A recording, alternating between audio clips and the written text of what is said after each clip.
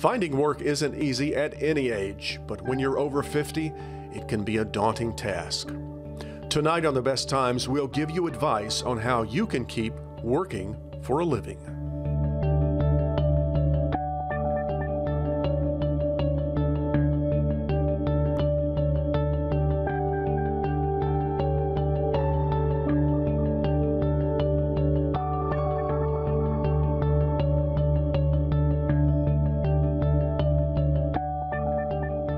Funding for The Best Times is provided by the Plow Foundation, striving to do the greatest good by helping the greatest number of people since 1964. Additional funding is provided by the members of WKNO. Thank you.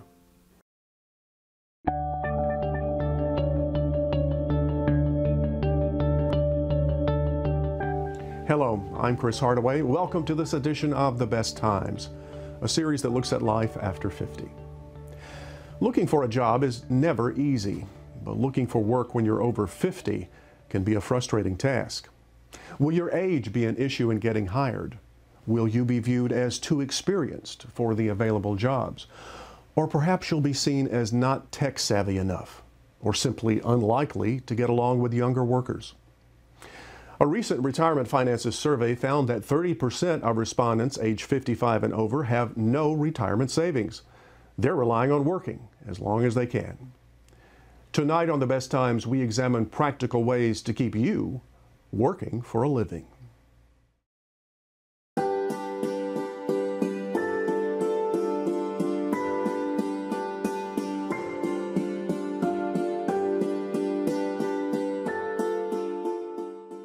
I first met Mark Scatamaccia 2 years ago.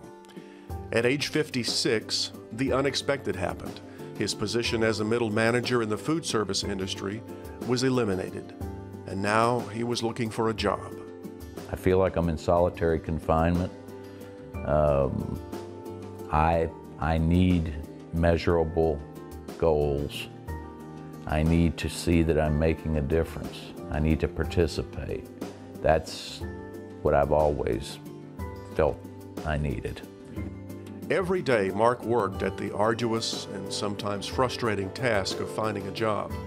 And every day he faced the reality that the biggest roadblock to getting hired might be his age. I can't specifically say on any company that age was it, but I've been around long enough to understand what qualifies a job, and you know, I haven't heard the cliched, you're overqualified yet. I think they've reworded it to some other things now, whatever, but it's a real issue. When you lose a job and your income is stopped, that's a very scary thing for anybody any age.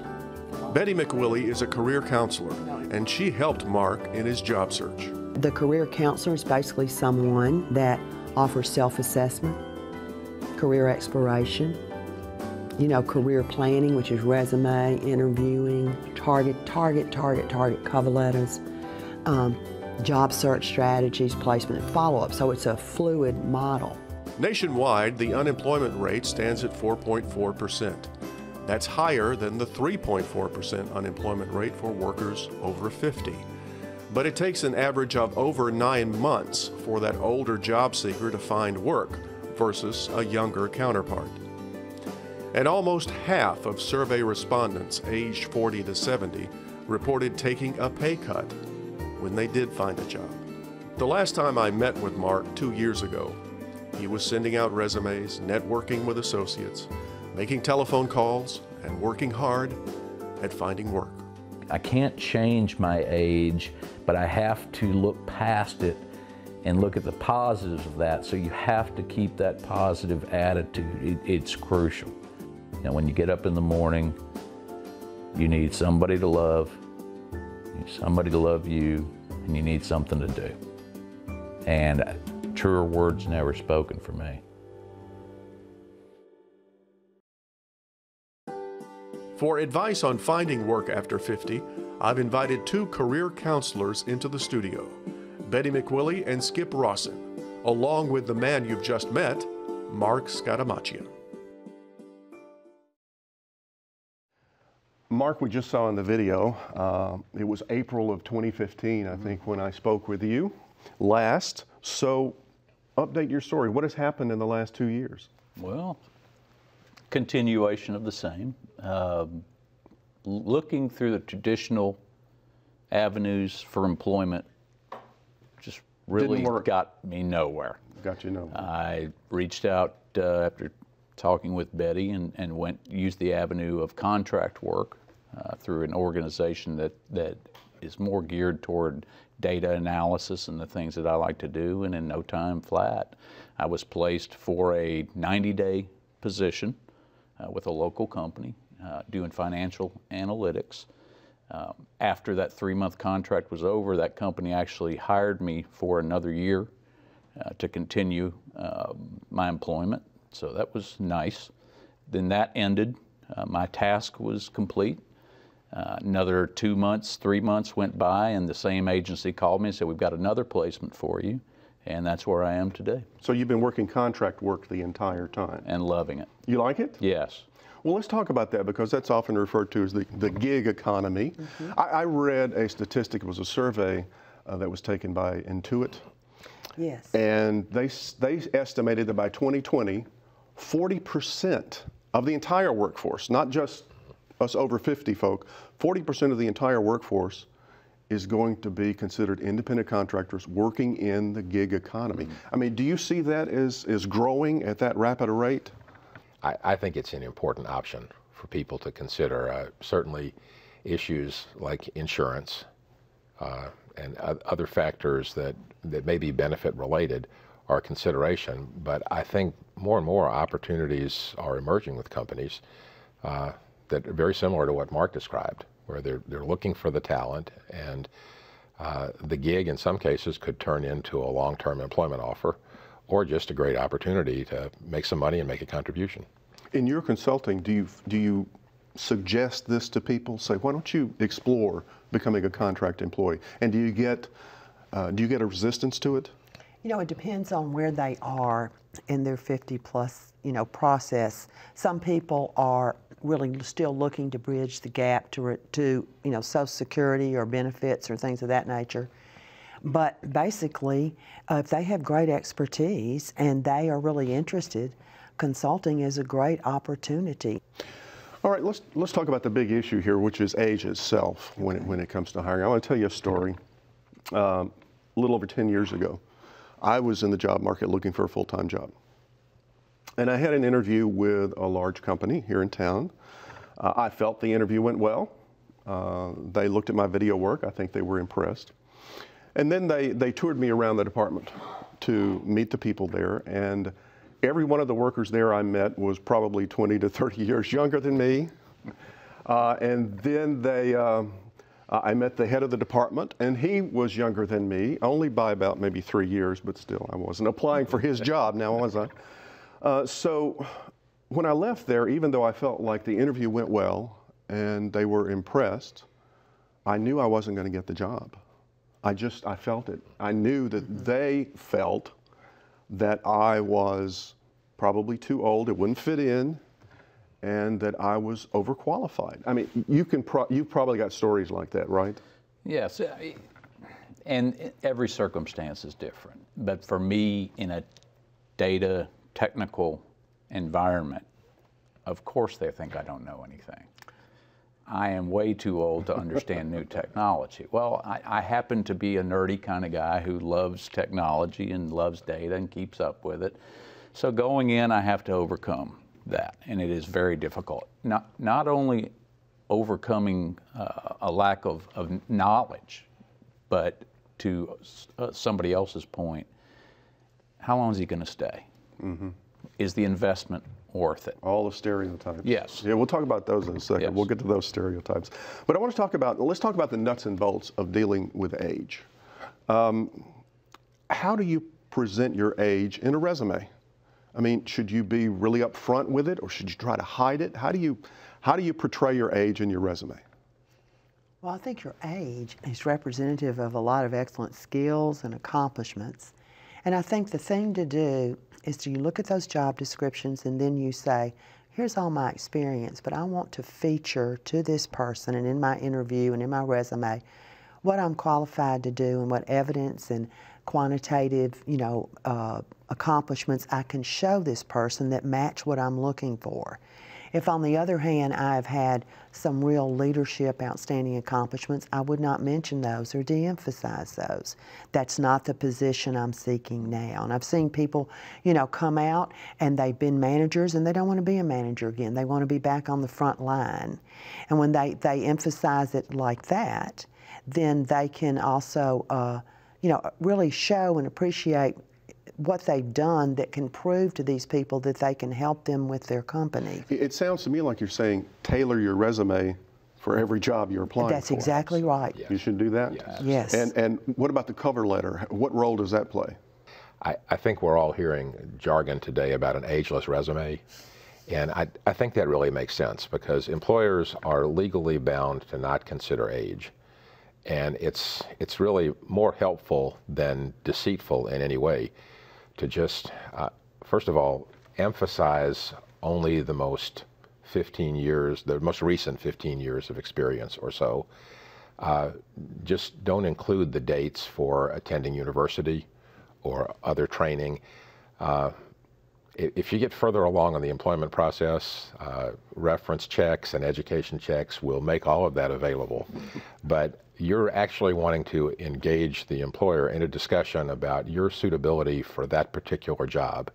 So I'd emphasize the most recent experience, minimize in the customization process that Betty was talking about, the length of time and the way the amount of space that you spend talking about the jobs further back in your career, and just eliminate all of these superfluous dates. So don't hide your age in that resume, but don't put it up front for the employer to see. I think that's right. Yeah.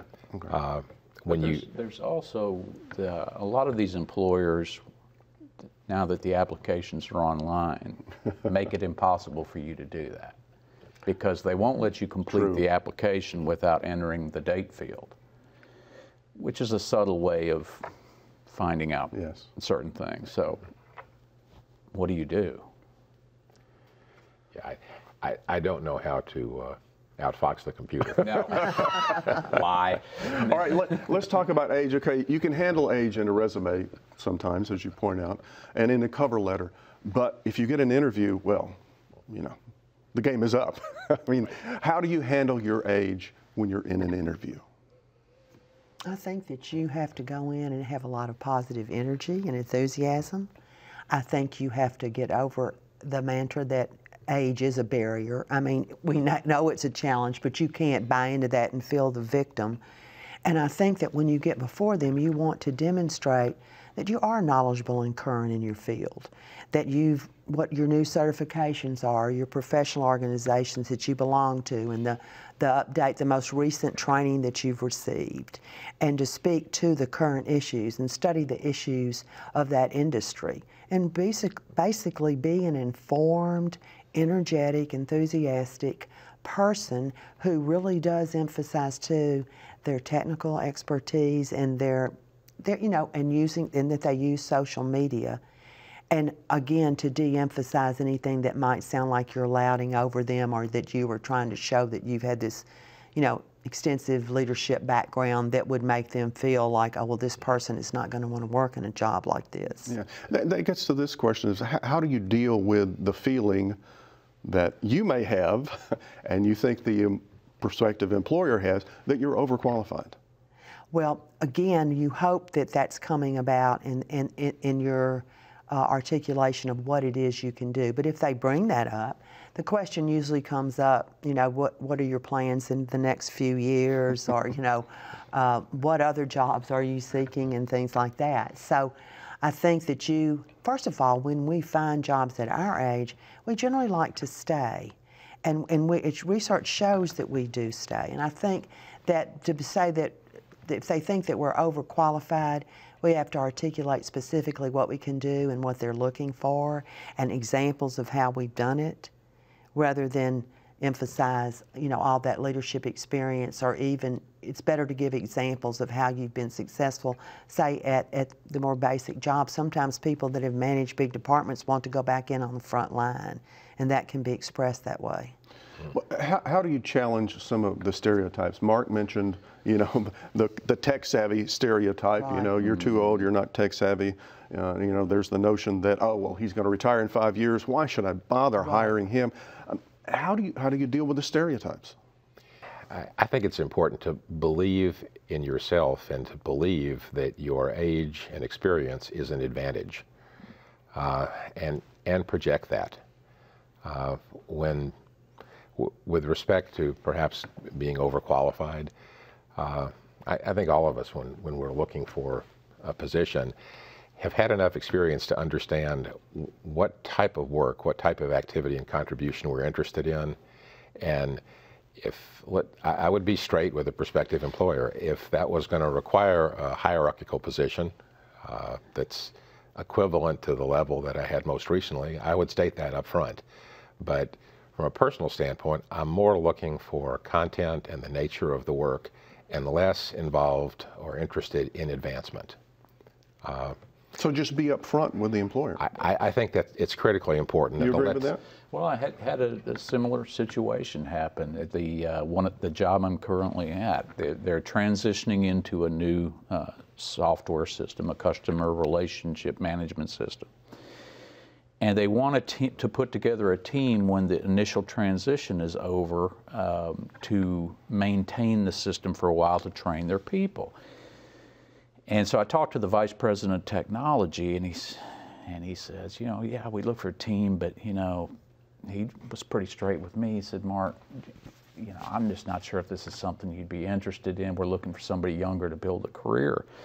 And my answer to him was, what's going to happen to that younger person who learns this and gets this skill is he's going to build his resume and he's going to take it to another job that pays more.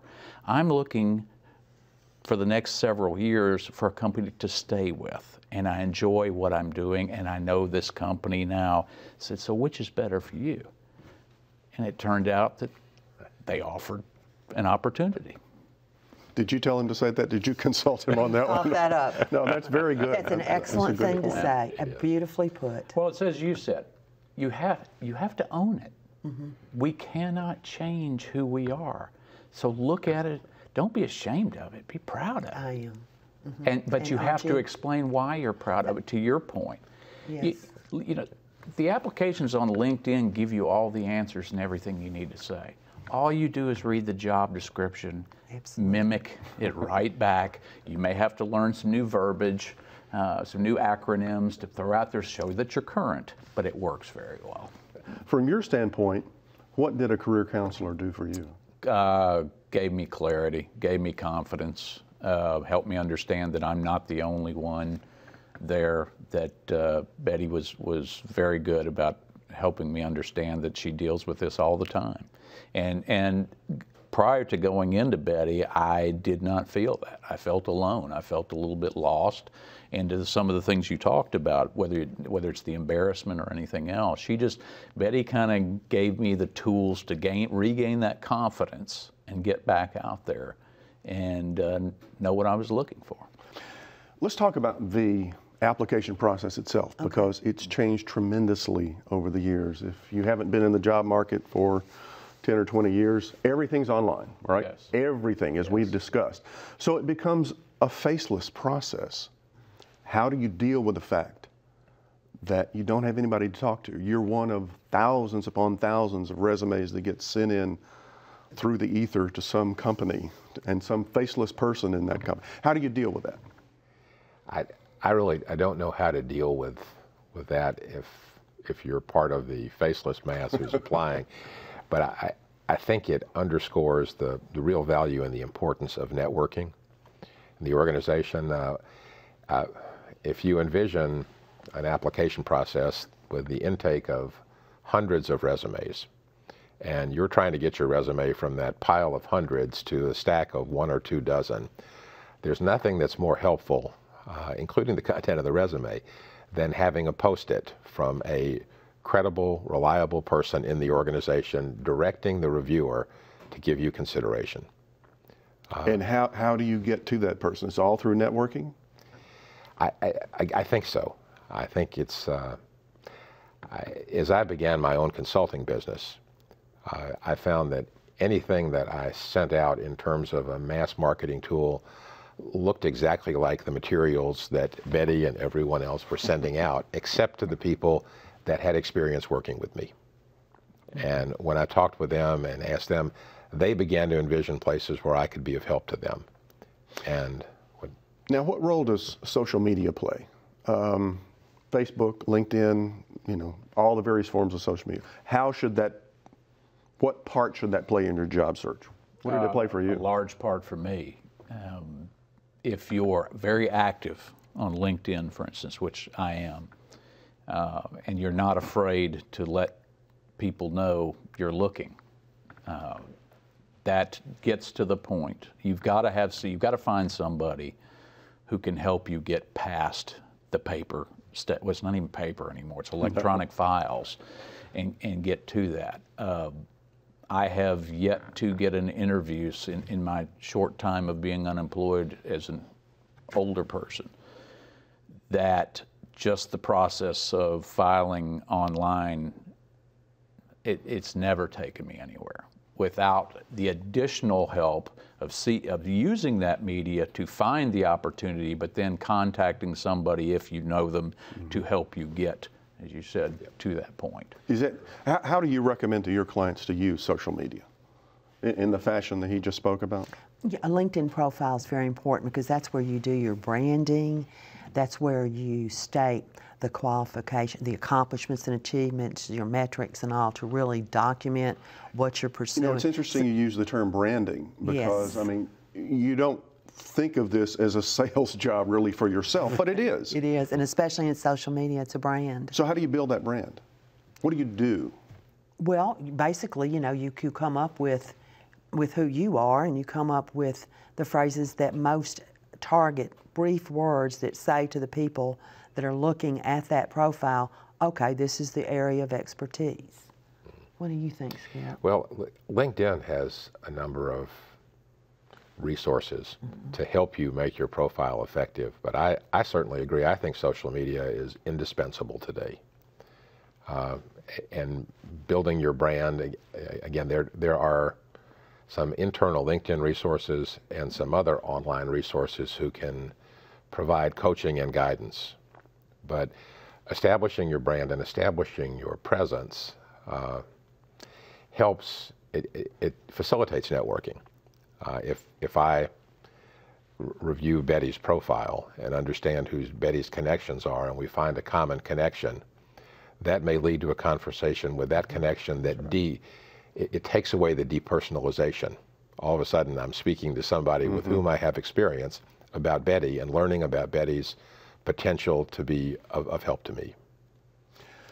We've given a lot of advice, I think, to people, but I want to close out with a final bit of advice. So what's your last word of advice, Betty? My last word of advice is to really find what you want to do and that you love to do, like Mark did. And I think once you do that, you will find your way. And I recommend looking at job descriptions and the ONET, where it shows and outlines everything you need to know about that career, and to really and truly then target and design your resume, your interviewing, your job search, your networking, your professional organizations, your continuing education, all around what you love and what your passion is.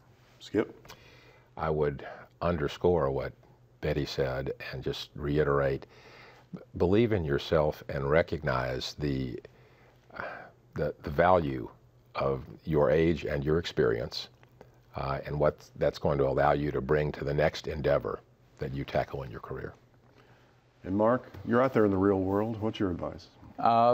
Taking all of the things that have been said here, but another step further, people I talk to who are in this position, who are not technically savvy, are very intimidated by things like LinkedIn and the thought of building a brand, whatever that means to them.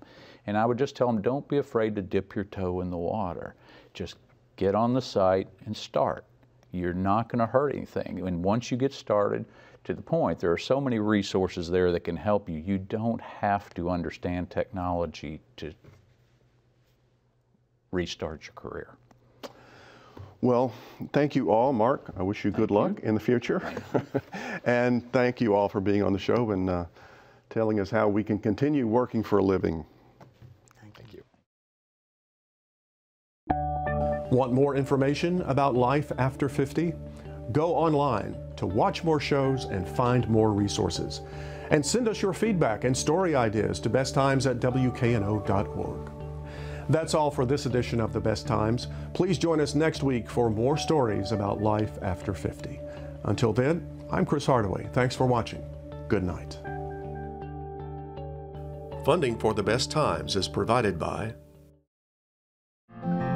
the Plow Foundation, striving to do the greatest good by helping the greatest number of people since 1964. Additional funding is provided by the members of WKNO. Thank you.